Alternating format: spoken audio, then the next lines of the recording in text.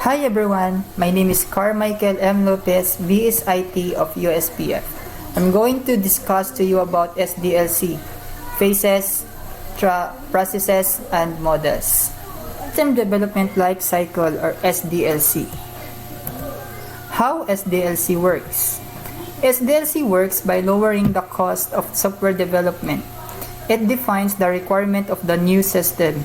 SDLC is a repetitive methodology. Therefore, it is a methodology that always repeated in creating a software. SDLC development phases. There are six SDLC development phases. One is requirement or planning phase. Second is design phase. Third is development phase. Fourth is testing phase. Fifth is release phase, and lastly is maintenance phase. Now let's go to requirement or planning phase. This is an initial phase in the inception of an idea for a solution that improves an existing solution or develops an entirely new one. In this phase, requirements are gathered to formulate a design plan for the software application solution. This phase entails a thorough analysis to assess users' needs, feasibility, development, improvements, and more. In planning phase, this is after planning everything in the planning phase, you are now ready to go to the next phase, which is the design phase. This phase is focused on the design aspect of the software application solution.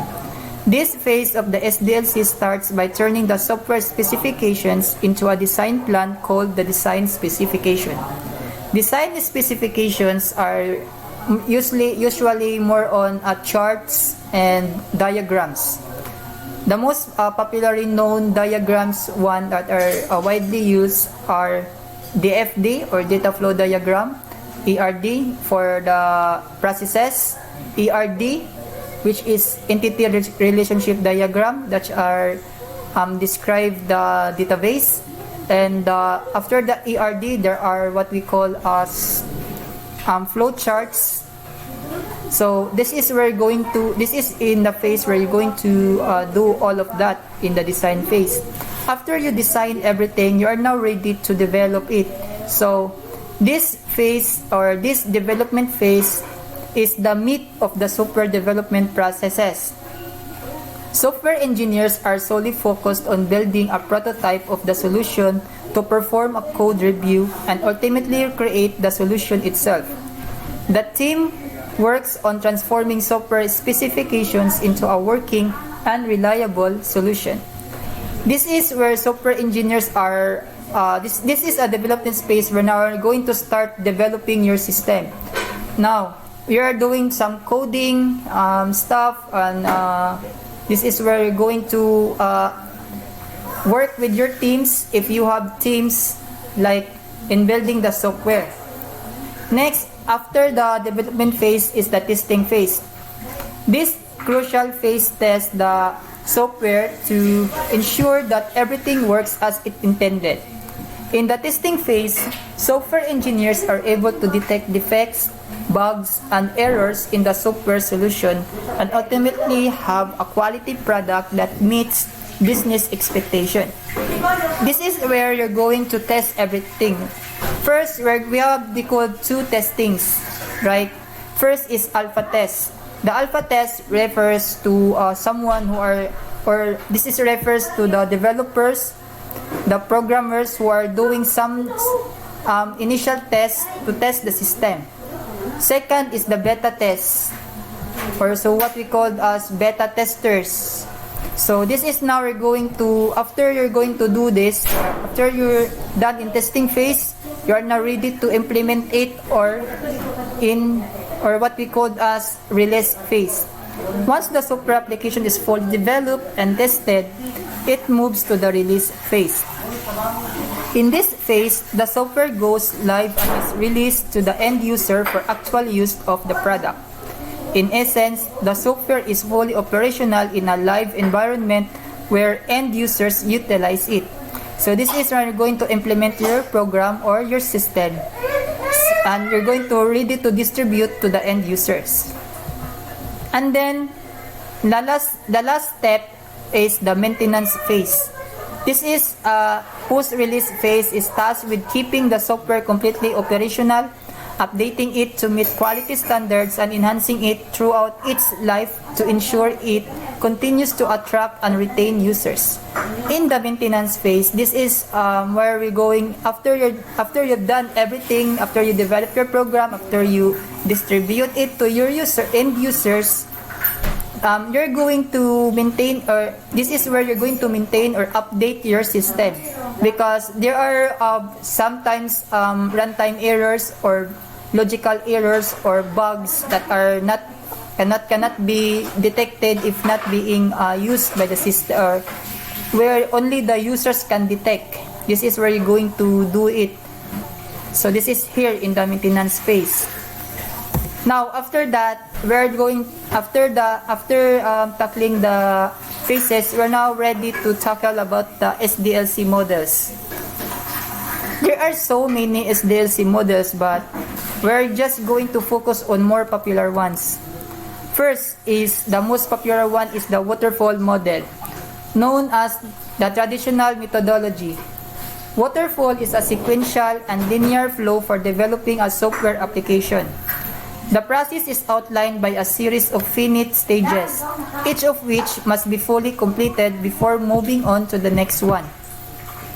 The waterfall approach follows this order: requirements, designs, execution, testing, and release.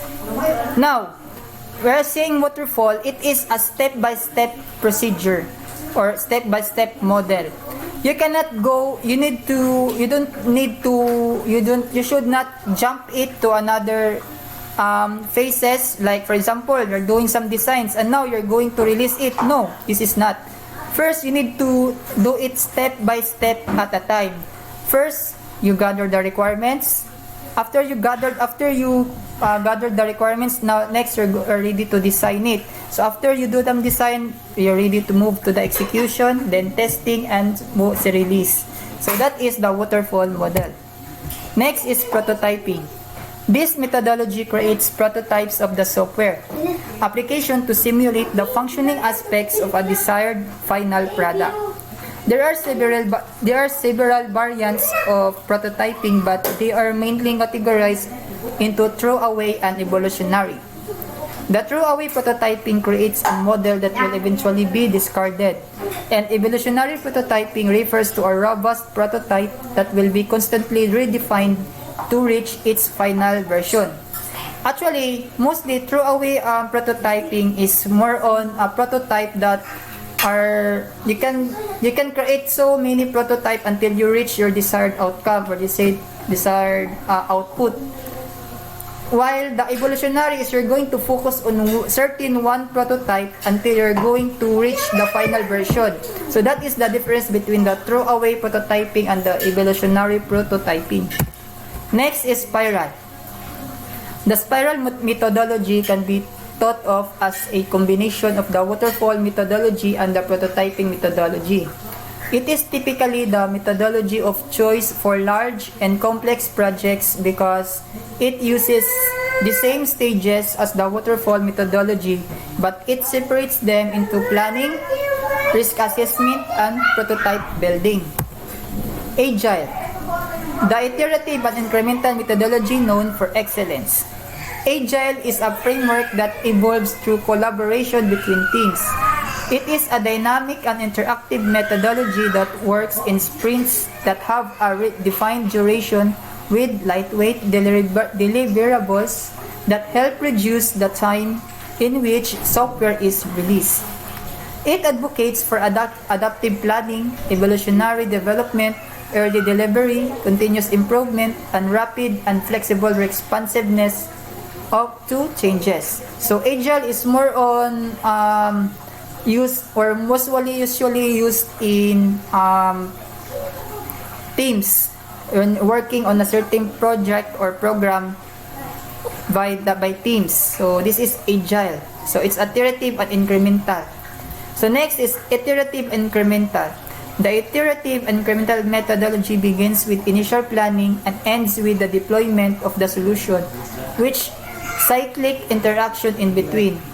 In essence, it develops a software application via iterative and repeated cycles that are performed incrementally so developers can learn from the development of previous portions of the software.